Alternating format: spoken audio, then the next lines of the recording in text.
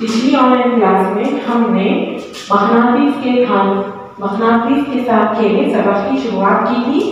इस सबक में हमने मकनातीसी और गैर मकनातीसी एशिया के बारे में पढ़ा था, मकनातीस की तारीख के बारे में पढ़ा था और मकनातीस की मुख्तलिफ शक्लों के बारे में हमने पिछली ऑनलाइन क्लास में पढ़ लिया था। आज की ऑनलाइन क्लास में हम सलाफी मकनातीस के कुतुब के बारे में पढ़ेंगे। सबसे पहले आप इसको जानने सलाफी मकनातीस के कुतुब को समझने के लिए सबसे पहले आप एक तजुर्बा अंजाम देंगे। इस तजुर्बे में सबसे पहले आप एक मकनातीस लेंगे। मकनातीस को लेकर उसे अपने मदरसे के या फिर अपने घर के मैदान में, ग्राउंड में, मिट्टी में कुछ देर के लिए आगे पीछे उसे घुमाएंगे। फिर जब आप मकनातीस को देखेंगे तो मकनातीस के ऊपर आपको देखेंगे कि कुछ बुरादा उसके ऊपर आपको चिपका हो गया है, चिपक गया है।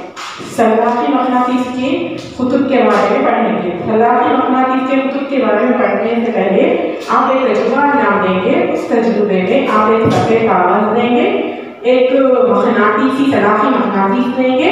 सबसे पहले आप सलाफी मकनातीस को अपने मदरसे या फिर आपके स्कूल के ग्राउंड में मौजूद मिट्टी में कुछ देर के लिए आगे पीछे घुमाएंगे। उसके बाद आप जब उस मकनातीस को निकालेंगे तब उसके बाद आप देखेंगे कि उसके ऊपर कुछ ज़र्रात चिपका हो गए हैं। तब आप क्या करेंगे, उसके ऊपर मौजूद मिट्टी के ज़र्रात को आसानी से आप अलहदा कर देंगे और जो ज़र्रात उसके साथ मजबूती से चिपके हुए हैं, चिपका हुए हैं, उसे हम कहेंगे लोहे का बुरादा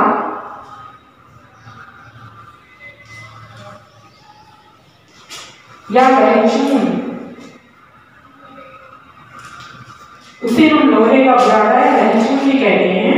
अब आप इस लहचून या लोहे के बुरादे को एक सफ़ेद कागज पर मकनातीस से अलहदा कर देंगे और आप नीचे सलाफी मकनातीस देकर सफ़ेद कागज के नीचे उसे आगे पीछे हरकत देंगे। तब आप देखते हैं कि उस सफ़ेद कागज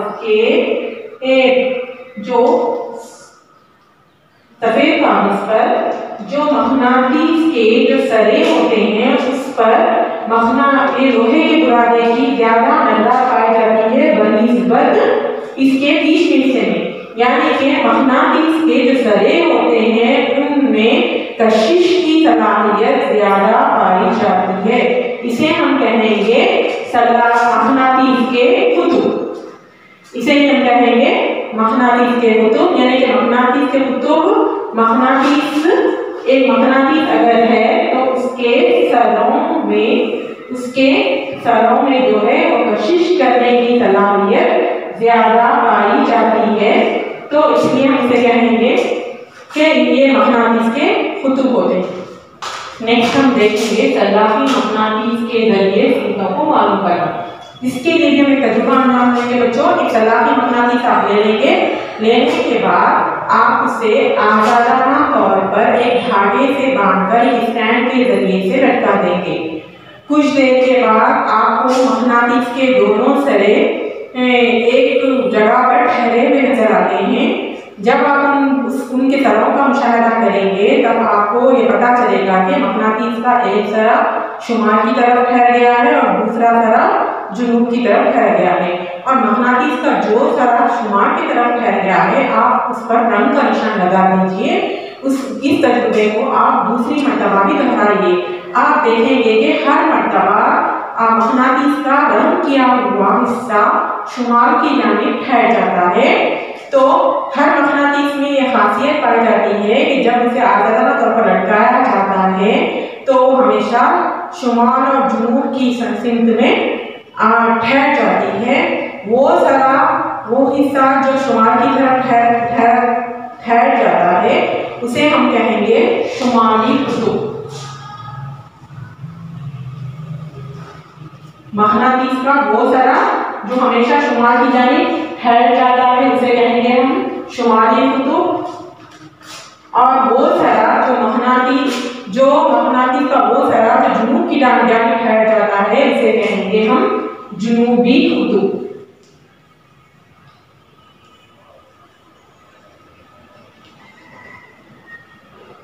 यानी कि जब कभी भी हम सलाही मखनातीस को आज़ादाना तौर पर लटका देते हैं तो उसका एक सरा हमेशा शुमाल की जानिब और दूसरा सरा जुनूब की जानिब ठहर जाता है।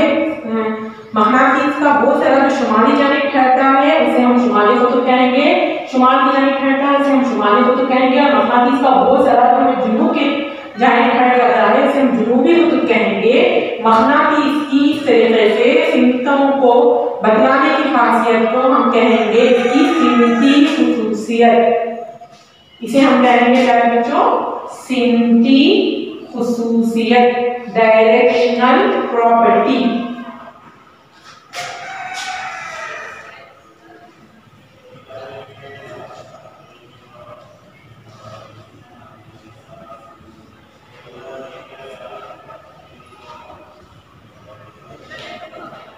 मखनातीस की हमेशा शुमाल और जुनूब की जानिब में इनके शुमाल और जुनूब की जानिब में जो ठहरने की जो खासियत होती है, शुमाली और जुनूबी सिमत को बदलाने की जो खासियत होती है मखनातीस की, उसे हम कहेंगे सिमती खुसूसियत, डायरेक्शनल प्रॉपर्टी। आज हमने जो कुछ भी सीखा है उसे आप अपनी कापियों में दर्ज करेंगे और इन तमाम तजुर्बात को आप अपने घरों में भी अंजाम देंगे। शुक्रिया। खुदा।